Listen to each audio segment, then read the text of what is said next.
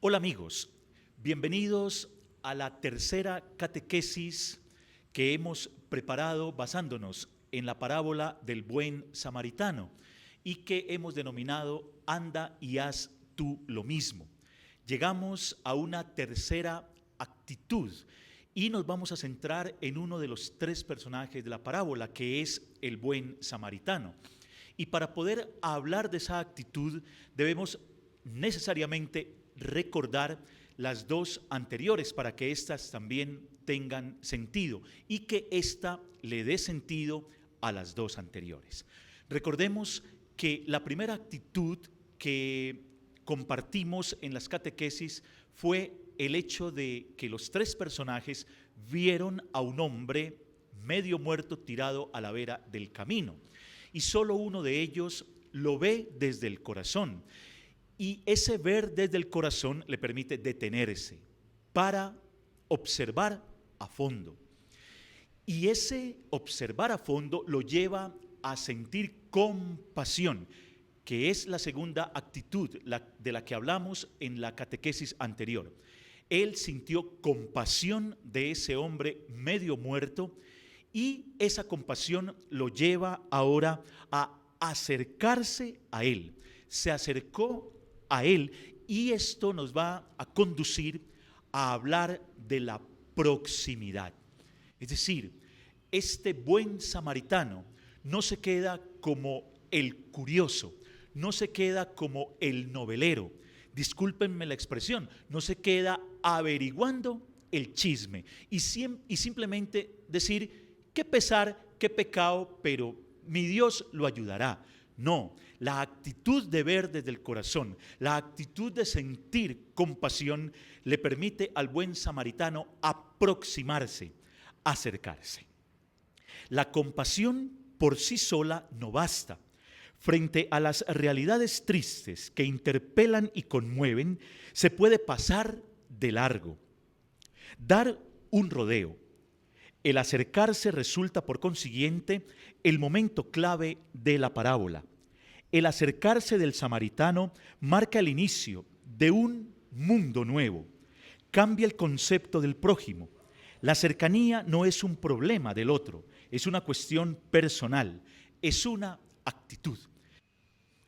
Y con base en esta reflexión podemos ahondar un poco más acerca de lo que Jesús le quería decir al maestro de la ley acerca del prójimo. Por eso hay un nuevo concepto de lo que es el prójimo, porque la ley judía era una ley que excluía, era una ley que apartaba, era una ley individualista, una ley egoísta. Y para avalar el concepto me voy a apoyar en el Evangelio de Juan, capítulo 13, versículos 34 y 35, donde el Señor nos dice: les doy un mandamiento nuevo, ámense los unos a los otros como yo los he amado. Y aquí tendríamos que entrar a pensar dónde está la novedad del amor que nos propone el Señor en este segmento del Evangelio de Juan. En alguna catequesis, cuando también nos apoyábamos en este texto, le preguntaba a las personas: ¿dónde está la novedad del amor que nos propone Jesús en el Evangelio de Juan? Es que antes de su venida no se amaba, porque Él nos dice: les traigo un mandamiento nuevo, ámense. Y entonces todos empezábamos como a pensar, y no es que no se amara, sí se amaba, pero de una forma egoísta, de una forma individualista, de una forma que separaba a aquel que no hacía parte de mi familia.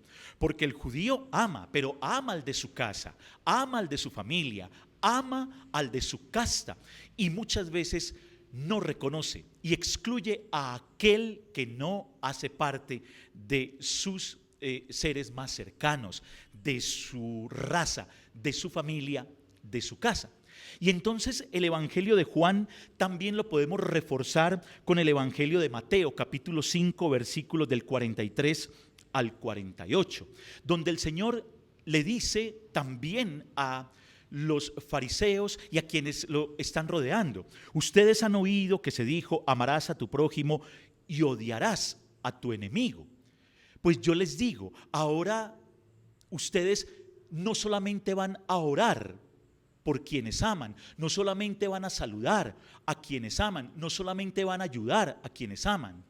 Oren por aquellos que los lastiman, oren por aquellos que les han hecho daño, ayuden a aquellos que han estado en su contra, a aquellos que no están de acuerdo con ustedes. Fíjense que el concepto del prójimo, el concepto del nuevo mandamiento del amor se amplía inmensamente para esas mentes que estaban cerradas. Y eso hoy nos toca a nosotros. Nosotros debemos abrir el corazón, debemos abrir el concepto del prójimo y abrir el concepto del amor. ¿Para qué? Para aproximarnos, para acercarnos, para entender el dolor, para entender la vida en sí de nuestros hermanos. El individualismo y el egoísmo nos separan. El individualismo y el egoísmo no nos permiten detenernos para ayudar a aquel que está a la vera del camino.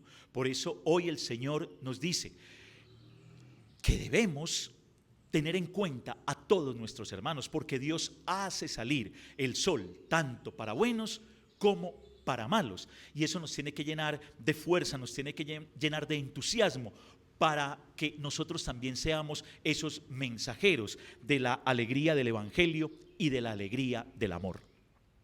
Y hay una pregunta importante para este momento de catequesis, y es la siguiente: ¿por qué las etapas del ver, primera etapa, y de la compasión, segunda etapa, segunda catequesis, serían inútiles, estériles sin la proximidad? ¿Por qué las etapas del ver y de la compasión serían inútiles, estériles, sin la proximidad? En la parábola y muchas veces en nuestras comunidades, las personas más piadosas, religiosas, observantes, satisfacen su sensibilidad con sus observancias y oraciones. Fíjense que es un fenómeno que pasa en nuestras comunidades, en nuestra parroquia y muchas veces en nuestra casa. Pensamos que el solo orar nos da como las herramientas para dar un buen ejemplo, o muchas veces pensamos que el solo orar nos da como esa categoría de poder señalar, de poder juzgar, de poder mirar al otro como un pecador, mirar al otro como alguien que no está siguiendo el camino. Y entonces, ¿de qué nos sirve esa oración si no nos lleva a entender que es Dios quien hace la obra, que es Él, luego de pedir nosotros en la oración, el que hace la obra en el hermano, el que hace la obra en nuestra comunidad, el que hace la obra en nuestra familia? Por eso aquel que se limita a su oración pensando que él hace la obra no es libre. La oración no le da libertad, la oración no le da alegría, la oración no le da esa capacidad de dar un paso más, que es el del ejemplo. Que la oración esté unida a mis obras. Y aquí recordamos al apóstol Santiago cuando nos dice: tu fe sin obras es una fe muerta. Y el Papa Benedicto XVI lo ha dicho: la fe sin obras es un árbol que no da fruto.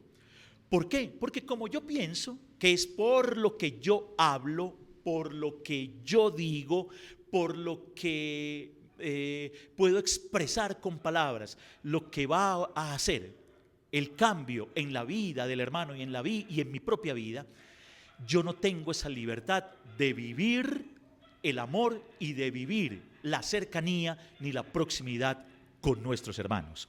Esta sensibilidad se centra en su propio sujeto, es decir, aquellas personas que creen que es su oración y su actitud de vida, muchas veces egoísta y encerrada, la que va a permitir que el otro cambie, se centra en su propio sujeto, se centra en ella misma, la lleva a creer que es ella quien hace la obra, alejándose totalmente de la realidad del hermano.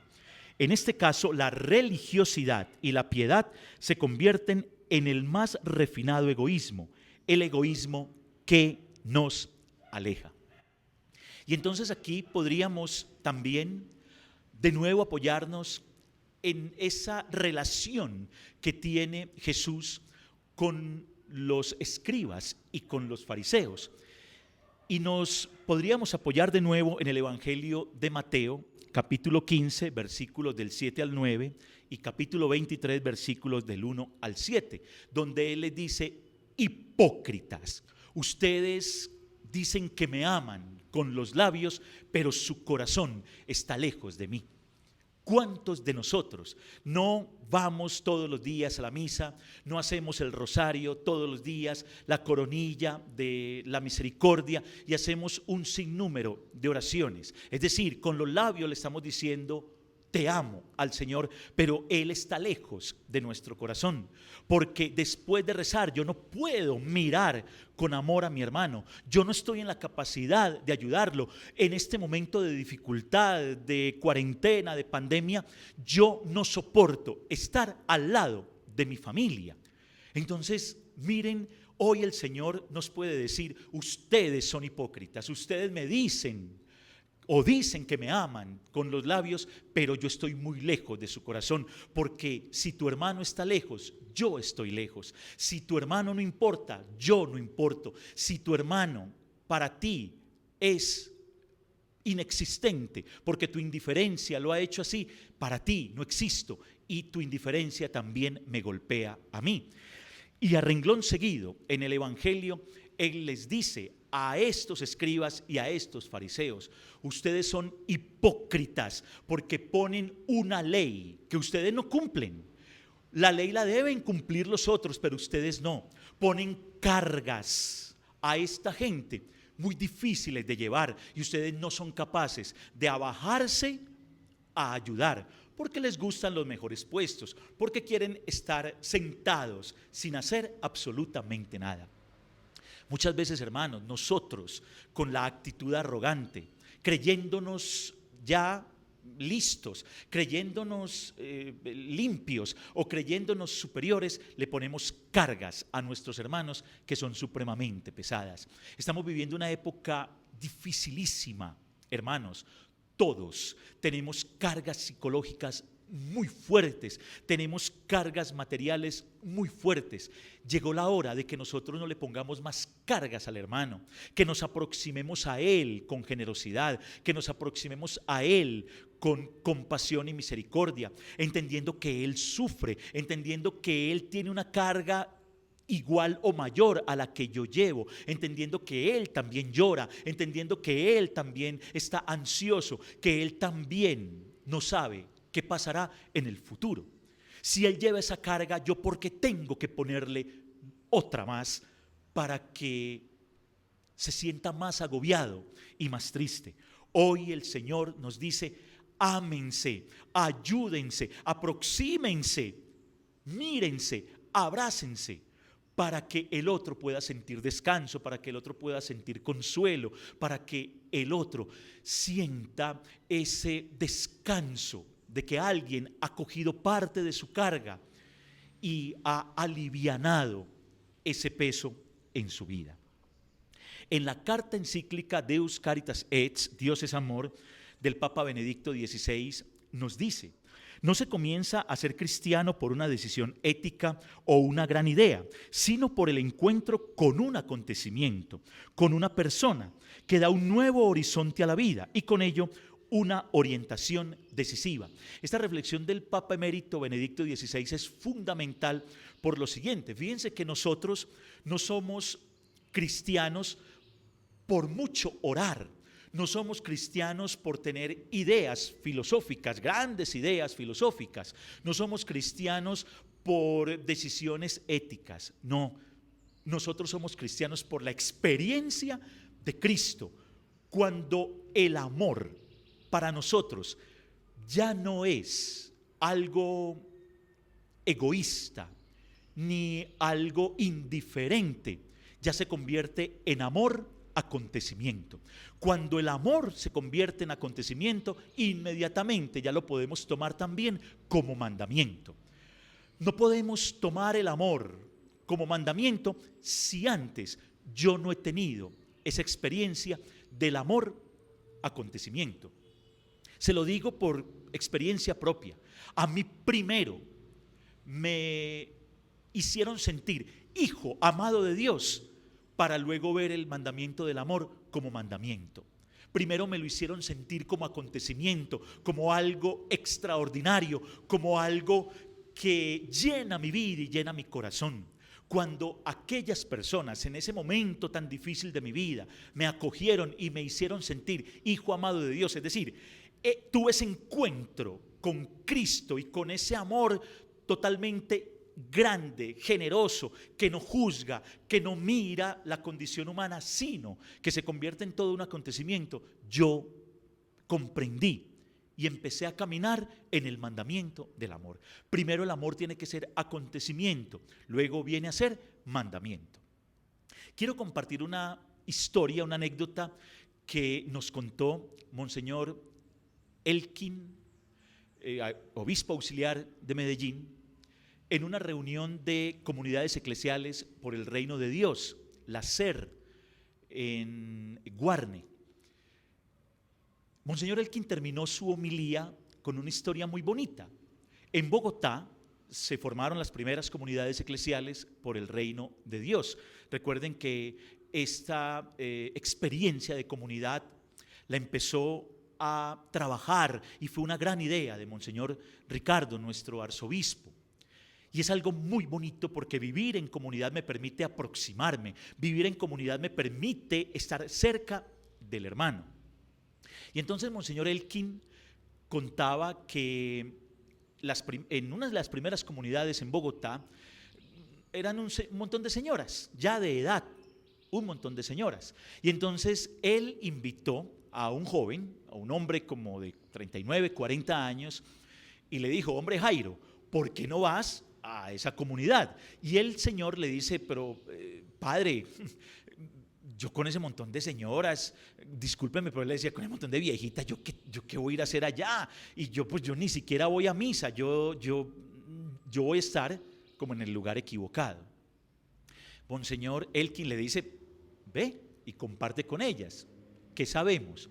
Él, siendo obediente, va y comparte su experiencia de comunidad con las señoras y se reunía con ellas cada 8 días y hacía comunidad cada 8 días con las señoras. Pasaron 7, 8, 9 meses y se encuentra nuevamente Monseñor con este muchacho y le dice: hombre, ¿cómo te está yendo con las señoras? ¿Cómo te está yendo en comunidad? Y entonces este hombre le dice a Monseñor Elkin, le dice: padre, yo le voy a ser sincero, eso de hacer lección divina, nada, yo no sé hacer eso, van 10 meses y yo no he podido coger el tiro a eso, yo de eso no sé nada. Me ponen a orar y no doy bola, eso yo no, nada, yo digo cualquier bobada ahí y bueno, no he podido aprender. Esas señoras, Ave María, qué cosa tan espectacular, yo no he podido. El tema de formación, no, yo les digo, tengo que decir a otras 2 señoras que me ayuden, yo de eso no sé absolutamente nada. Y entonces Monseñor Elkin le preguntó: y entonces, ¿por qué sigues yendo? ¿Por qué cada 8 días estás ahí? Y casi que de primero y en primera fila. Y le dice este señor desde el corazón: ¿sabe, Monseñor, por qué yo voy cada 8 días a compartir con esas señoras? Porque esas señoras me hacen sentir amado, me hacen sentir querido, me hacen sentir hijo amado de Dios. Por eso yo estoy ahí y eso ha cambiado mi vida. En 10 meses yo también voy a mi casa y hago sentir a mi esposa una hija amada de Dios, hago sentir a mis hijos hijos amados de Dios, hago sentir a mi familia que son hijos amados de Dios, porque ya los respeto, porque ya no los juzgo, porque ya no aprieto, porque ya no pongo tantas cargas, porque ya comprendo muchas veces sus actitudes, sus equivocaciones, sus errores. Solo aquel que tiene esa experiencia de Cristo puede dar razón de Él, y nos lo dice el Papa Emérito Benedicto XVI. Ahí comenzamos a ser cristianos, cuando tenemos esa experiencia profunda de Cristo. Y el Evangelio de Mateo, capítulo 16, versículos 13 al 17, corrobora perfectamente y fortalece esta reflexión. En estos versículos del capítulo 16 de Mateo encontramos lo siguiente: hay un encuentro y hay una reunión preciosa y valiosa de Jesús con sus discípulos. Y Jesús les hace dos preguntas. La primera les dice: hey muchachos, ¿quién dice la gente que soy yo? Y entonces todos empiezan como a responder. Hay varias respuestas. Unos dicen que Elías, otros que Jeremías, otros que Juan el Bautista, otros que uno de los profetas. Fíjense, hermanos, que cuando él pregunta ¿quién dice la gente que soy yo?, no hay respuestas exactas acerca de quién es él. Porque cuando Jesús se refiere a la gente, se refiere a aquellos noveleros. Yo los llamo noveleros, aquellos que están pendientes de él, que conocen de su obra, que conocen de su palabra, que conocen de sus acciones, que lo han visto aliviar los enfermos, que lo han visto resucitar los muertos, que ve que ora con sus discípulos, que pasa haciendo el bien, pero no es importante para ellos. Sí, Jesús de Nazaret, un gran profeta, un buen hombre, pero dejémoslo por allá. Para mis proyectos yo me valgo solo. Para lo mío yo me valgo solo, pues con mi oración tengo, con mis reflexiones tengo, dejémoslo por allá. Y cuando él no es importante para mí, cuando él no hace parte de ese proyecto de vida, cuando yo no lo pongo primero a él y le cuento mis cuitas, le cuento mi vida, no voy a dar respuesta exacta de él, no voy a ser capaz de decir quién es él. Por eso estos noveleros, estos que veían al hombre tirado a la vera del camino y se paraban a mirar, pero de lejitos, y se paraban a ver qué había pasado, pero no tuvieron la capacidad de ver desde el corazón, ni de detenerse, ni de acercarse. Hoy no pueden dar respuesta de Jesús, porque no lo llevan en el corazón. Pero viene la segunda pregunta, que es la pregunta tesa, que es la pregunta complicada, porque se refiere a ellos, a quienes están cerca de él. Él les dice: bueno, yo ya sé quién dice la gente que soy yo. Ahora ustedes que comen conmigo, ustedes que oran conmigo, ustedes que están para arriba y para abajo conmigo, ustedes que me ven cuando resucito muertos, que me ven que hago el bien, ¿quién soy yo para ustedes? ¿Quién soy yo para ustedes? Hoy el Señor nos podría decir a cada uno de nosotros: a ver, usted que es presbítero, usted que es diácono, usted que es lector, usted que es catequista, usted que hace parte de grupos apostólicos, usted que en su casa es el que más reza, que es el que más ora, ¿quién soy yo para usted? Y fíjense que es Pedro quien se pone de pie a dar respuesta. Pedro, el más limitado, el más básico, el pescador, el que posiblemente del que nadie esperaba absolutamente nada, se para y con total entereza le dice: tú eres el Hijo de Dios, tú eres el Mesías. Y esto conmueve tanto a Jesús, que le dice: Pedro, eso que has dicho no te lo ha dicho nadie, ni te lo ha transmitido nadie de carne ni de sangre, sino el Espíritu de Dios que está contigo. Hermanos, Pedro no pudo haber tenido esa respuesta exacta de Jesús si no hubiera tenido esa experiencia de ese hombre que le cambia la vida, si no hubiera tenido esa experiencia de ese hombre que lo convierte o que lo pasa de ser pescador normal a pescador de hombres. Pedro no hubiera sido capaz de responder si no hubiera tenido esa experiencia de ese maestro que le permitió tener fuerza y tener valentía para hablar de él y para hablar de su evangelio. Si nosotros no tenemos esa experiencia de Cristo, no podemos dar razón de él. Si nosotros no nos acercamos al hermano, si no nos acercamos al enfermo, si no nos acercamos a la familia que tiene un ser querido privado de la libertad, si no nos acercamos entre nosotros como familia, no podemos dar razón de Cristo, porque Él es una experiencia, porque Él es una persona que cambia nuestra existencia y cambia nuestra vida, como estas viejitas cambiaron la vida de este muchacho en la comunidad.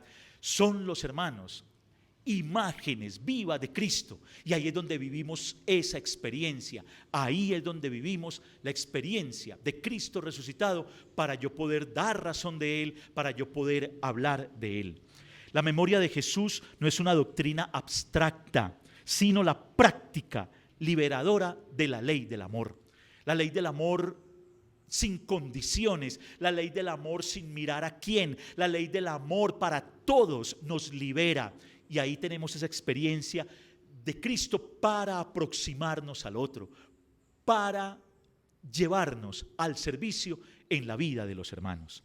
Voy a compartir, hermanos, una reflexión de Monseñor Óscar Romero, de San Óscar Romero, de una homilía del 6 de noviembre de 1977. Estas palabras las recogió el Papa Francisco y se las compartió a los jóvenes en la Jornada Mundial de la Juventud en Panamá, en su discurso inicial, en su homilía de apertura, compartió estas palabras, el Papa Francisco, que recogió de Monseñor Óscar Romero. Y dice así: el cristianismo no es un conjunto de verdades que hay que creer, de leyes que hay que cumplir o de prohibiciones. Así el cristianismo resulta muy repugnante. El cristianismo es una persona que me amó tanto, que reclama y pide mi amor. El cristianismo es Cristo. Y fíjense esto qué tan precioso, hermanos. El cristianismo es una persona que me amó tanto que hoy reclama ese amor. Hoy el Señor reclama el amor en la figura del hermano, en la figura del vecino, en la figura de mi compañero de trabajo. Hoy Él me está reclamando todo ese amor que entregó para mí. Y no es una cosa de que yo te he dado, tú me has dado. No, Él simplemente quiere que nosotros seamos libres y seamos felices en el amor, que lo descubramos en el hermano para sentir esa satisfacción de entregar la vida por Él y de sentirnos amados y hacer que el otro también se sienta amado. Hoy estamos llamados a salir de nuestro egoísmo. Hoy estamos llamados a salir al encuentro del hermano. Hoy estamos llamados a salir para encontrar en el otro esa imagen de Cristo necesitado y para que el otro vea en nosotros esa imagen de Cristo generoso, esa imagen de Cristo bueno, esa imagen de Cristo compasivo que no le importa nuestra condición y se acerca, se aproxima, nos abraza y nos consuela. Hermanos, el sacerdote y el levita no podían tocar cuerpos con prepucio, eso lo decía la ley, para no mancharse. No podían tocar cuerpos de mujeres ni de muertos, pues acababan de tocar los vasos sagrados.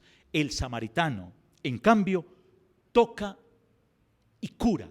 Y para poder tocar la vida del hermano nos tenemos que acercar. Para tocar la vida del hermano nos tenemos que aproximar.